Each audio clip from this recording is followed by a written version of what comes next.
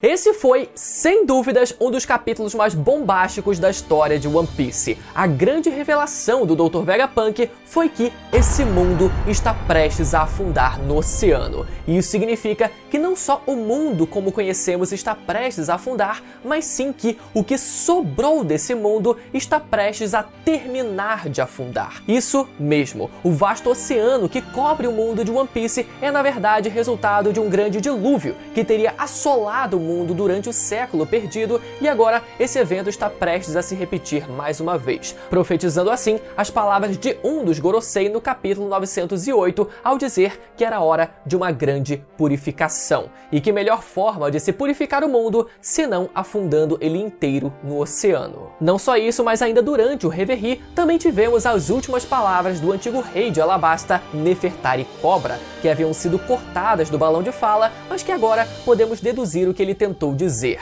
em um mundo que afunda, ergam a bandeira do amanhecer. Galera, esse capítulo foi tão gigante que eu precisei lançar um vídeo assim que os spoilers começaram a ser lançados, porque a minha cabeça começou a borbulhar com 1 milhão de ideias e eu precisava colocar pra fora. Então, caso você não tenha assistido esse vídeo, eu recomendo demais que você assista, porque nele eu abordo dois grandes assuntos. O primeiro, a grande unificação do mundo de One Piece, e segundo, o grande dilúvio do mundo de One Piece. Fica até o final desse vídeo porque eu vou trazer várias ideias inéditas que eu não trouxe naquele vídeo, com muita informação, especulações e algumas reflexões bastante interessantes. Mas eu também queria pedir para você não deixar de assistir esse meu último vídeo, porque lá é onde eu vou me aprofundar, onde eu me aprofundei melhor nessa ideia da grande unificação do mundo de One Piece, que pode muito bem ter a ver com o próprio Tesouro One Piece. Dado o recado então, vamos então falar sobre o capítulo 1113 do mangá de One Piece. Antes da gente começar, você já sabe, afunda o botão do like pro YouTube saber que você quer continuar recebendo os vídeos aqui do canal e vem fazer parte do meu bando se inscrevendo aí embaixo e ativando o sininho pra gente continuar navegando junto pelos mares de One Piece. E assim como hoje a gente vai imergir de cabeça nessa grande revelação do mundo de One Piece, você também pode fazer parte da segunda edição da imersão de inteligência artificial da Alura, a nova parceira aqui do canal, para quem ainda não tá sabendo. Vão ser 5 dias de aulas exclusivas para você que quer entender mais sobre inteligência artificial e como aplicar na sua profissão, principalmente o modelo Gemini do Google, que está junto nessa parceria com a maior escola de tecnologia do país, que é a Alura. Essa vai ser tanto uma imersão para quem quer ter um primeiro contato com inteligência artificial para poder melhorar o seu dia a dia no trabalho, seja nas mais diversas áreas de profissão, como também para quem tem um conhecimento mais específico sobre programação. Então não tem motivo para você não participar, até porque essa imersão vai ser 100% online e gratuita. Mas ó, se liga, o prazo para você se inscrever é limitado, então você precisa correr para garantir a sua vaga e não ficar de fora. Só quem se inscrever vai ter acesso a esse conteúdo, e por isso eu vou deixar o link aqui embaixo na descrição, no comentário fixado e também aqui no QR Code na tela desse um dos dois lados aqui, para você ter acesso exclusivo à segunda edição da imersão de inteligência artificial da maior escola online de tecnologia do país, que é a Alura. Vamos lá então, galera. Já no começo do capítulo temos a revelação de que o Gorosei São Marcos Mars estava diante, na verdade, do cérebro do Vegapunk. Agora, reparem primeiro na diferença surreal de tamanho do Gorosei e da lapa de cabeça do Vegapunk. Bom, como eu comentei nos vídeos passados, a primeira possibilidade era de fato aquele ser o cérebro do Vegapunk, já que aquele era exatamente o local onde o cérebro ficava. Faltava a gente ver o cérebro do Vegapunk depois dele ter sido removido do resto do corpo, né, separado do resto do seu corpo, e o Gorosei por si só também não pareceu nada espantado, surpreso ou chocado pela expressão que ele esboçou no último capítulo. Então tudo levava a crer que não era nada demais e que seria mesmo o cérebro do Vegapunk. Claro que, né, existia sim a possibilidade de ser algum serafim dos outros ex-Chichibukais restantes ou de alguma lenda do mundo de One Piece, tanto que eu até fiz um vídeo falando sobre isso, mas por enquanto essa ideia voltou pra gaveta. Eu ainda não descarto essa possibilidade, mas não foi dessa vez. Vamos ter que esperar mais um pouco para ver se isso vai se confirmar um dia ou não. Seguindo o capítulo, os 10 minutos finalmente se passaram e vemos o início da transmissão do Vegapunk, que não pôde ser impedida pelos Gorosei. Vemos a preocupação notória de 4 dos Gorosei com o Vegapunk planejando terminar o que o Professor Clover começou.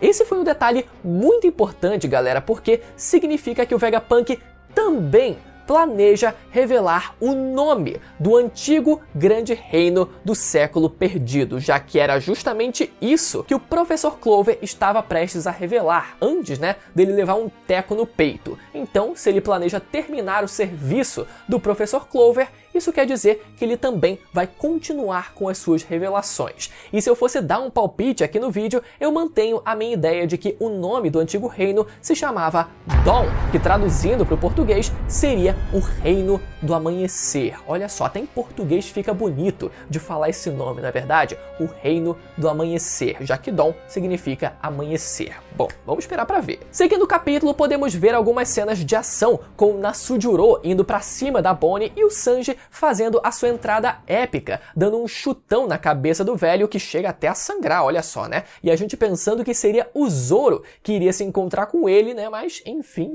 acabou sendo o Sanji no fim das contas. Detalhe que nessa parte, a cabeça do Gorosei começa a pegar fogo, não por causa do chute do Sanji, mas sim porque ele próprio decidiu se transformar na sua forma animal completa, chegando até a morder o Sanji de volta, mas pelo menos ele não chega a sangrar. Eu confesso pra vocês que essa foi uma cena meio bizarra, a cabeça do velho em chamas, enquanto a cabeça em forma de cavalo já havia aparecido em cena, deixando a gente confuso se aquilo foi o Gorosei conseguindo meio que deixar o seu corpo e materializando ele novamente, sabe, num novo corpo, ou se foi só um detalhe visual para parecer maneiro mesmo, O torso desaparecendo em chamas enquanto surge o resto do corpo do cavalo, sabe? Vamos supor por enquanto que tenha sido só isso mesmo, mas é um detalhe só pra gente continuar ficando de olho. Vemos então 2 gigantes tentando amansar o cavalo do Gorosei até que a Bonnie decide ir pra cima dele usando a sua técnica do futuro distorcido, onde ela se imagina sendo um gigante. Detalhe que ela fica numa pose muito parecida com a do Luffy na sua forma de gigante, do Gear 5, inclusive até num ângulo muito parecido, de quando ele usou essa forma contra o Kaido pela primeira vez lá no arco de Wano. Bom, como o braço do Gorosei ainda tá livre ali naquele enquadramento, eu diria que ele pode deitar os 2 gigantes numa única balançada ali da espada dele e depois ir pra cima da Bonnie, Mas vamos esperar pra ver. Enquanto isso, já na outra frente de batalha, temos o Gorosei Saturno indo pra cima do grupo da Robin, que acaba relembrando dos seus traumas de Ohara e fica completamente chocada, Fica completamente paralisada naquele momento, mas felizmente ela acaba sendo salva pelo resto do bando que tava com ela numa cena de trabalho em equipe bem legal para mostrar que ela não está mais sozinha nesse mundo, até relembrando, todo o arco de Enies Lobby, com destaque para o Zeus da Nami aparecendo aqui novamente depois de bastante tempo, eu diria. O momento da grande revelação se aproxima e os Gorosei cogitam a possibilidade de simplesmente mandar tudo pelos ares, explodindo a ilha inteira para garantir que a mensagem do Vegapunk não fosse passada. Mas eles dizem que isso significaria sacrificar o único meio deles replicarem o sucesso com a Mother Flame. E aqui vale, galera, uma observação, porque eu ainda vejo uma certa confusão em relação à definição do que seria essa tal Mother Flame, se seria a arma usada pelo governo ou a fonte de energia usada por essa arma. Mas a gente, galera, já tem uma resposta muito certa para isso, que não tem motivo para confusão nenhuma. Voltando alguns capítulos atrás, quando o Gorosei Saturno menciona esse assunto, ele menciona a usina que gera a Mother Flame, e a função de uma usina, como a gente bem sabe, é gerar energia. Então a Mother Flame é a energia que alimenta a arma e não a arma em si. E essa usina é a principal coisa que não pode ser destruída pelos Gorosei, porque é o que mantém a arma funcionando. E finalmente, ao final do capítulo, temos a primeira grande revelação do Dr. Vegapunk para o mundo, ao dizer que o nosso mundo está prestes a afundar no oceano. Galera, só foi uma única frase, mas já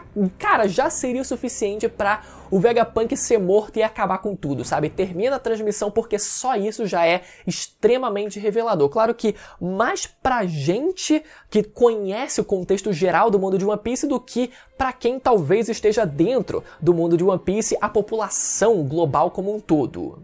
Mas galera, essa revelação, assim como eu disse no início desse vídeo, não se trata apenas de um grande dilúvio que está prestes a acontecer, mas sugere também que esse grande dilúvio já chegou a acontecer uma vez na história no passado, resultando nessa imensidão de oceano que vemos que cerca quase que o mundo inteiro de One Piece, com apenas algumas pequenas ilhas espalhadas ao redor desse mundo. E isso explica muito, galera, da geografia do mundo de One Piece como o conhecemos hoje. Todas essas ilhas que sobreviveram ao primeiro grande dilúvio só foram capazes de sobreviver porque os seus reinos precisaram se proteger habitando em lugares extremamente altos dos seus países, dos seus territórios. É por isso que vemos o reino de Alabasta num degrau muito acima do deserto que o cerca. É por isso que vemos o país de Wano e até mais especificamente a capital das flores estando muito acima do nível do mar, o reino de Drum,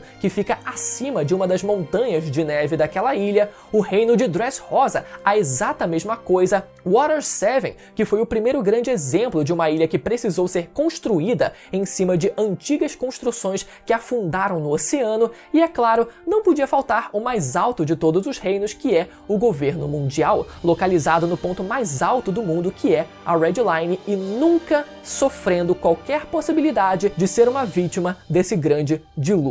Além deles, vale lembrar também que vários dos aliados conhecidos do Reino Antigo também foram capazes de sobreviver de formas diferentes. Os Minks viviam no alto de Zunisha, então eles estavam imunes a esse grande dilúvio. O povo do céu vivia acima das nuvens, os homens-peixe já viviam debaixo do mar, e os outros eu já comentei, né, como o caso dos samurais do país de Wano, que tiveram uma situação ali à parte. Na verdade, galera, eu até diria que também existe a possibilidade do nível do mar também ter chegado a baixar em alguns pontos do mundo, resultando em toda essa instabilidade do oceano, assim como o aquecimento global, que é basicamente, né, uma das inspirações para esse grande dilúvio retratado em One Piece, também gera um resfriamento mais extremo em determinados pontos do planeta, por mais irônico que pareça. Então, ou os reinos se afugentaram realmente nos lugares mais altos dos seus próprios países, ou o nível do mar também baixou em alguns pontos específicos do mundo, e por isso, no país de Dressrosa, por exemplo, a gente tem essa impressão de que ele está muito mais alto do que deveria estar. Mas enfim, né?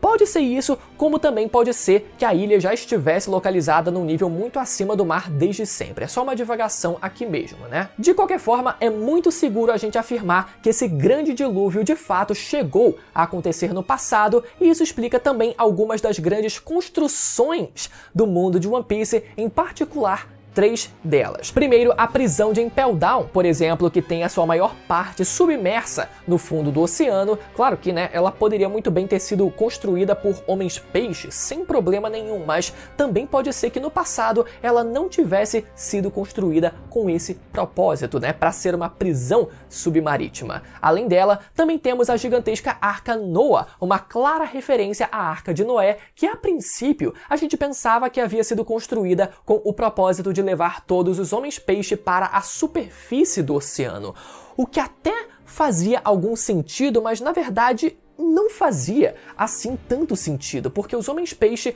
poderiam simplesmente ir nadando até a superfície. Claro que, né, eles iam meio que molhar as bolsas, sabe? Mas enfim, isso é detalhe à parte. E agora a existência da Arca Noah ganha todo um novo e verdadeiro significado, tendo sido criada, na verdade, para salvar o mundo inteiro. Só que, infelizmente, Joy Boy falhou nessa missão, e por isso o pedido de desculpas para a princesa sereia de sua época. E a terceira grande construção que vale ser citada também é a gigantesca ponte de Tequila Wolf, que inclusive parece ter alguma relação com o nome do gigante San Juan Wolf, dada a semelhança, né, entre os nomes entre eles, mas enfim. O que sabemos ao certo é que essa ponte começou a ser construída, criada 700 anos atrás, ou seja, exatamente 100 anos após o fim do século perdido e a criação do governo mundial. O propósito da criação dessa ponte sempre foi um grande mistério, mas agora a gente pode supor algumas coisas. E o que eu acredito é que, depois do grande dilúvio ter afundado a maior parte da porção de terra que havia no mundo de One Piece, o governo precisava precisava de algum meio para se locomover ao redor do mundo,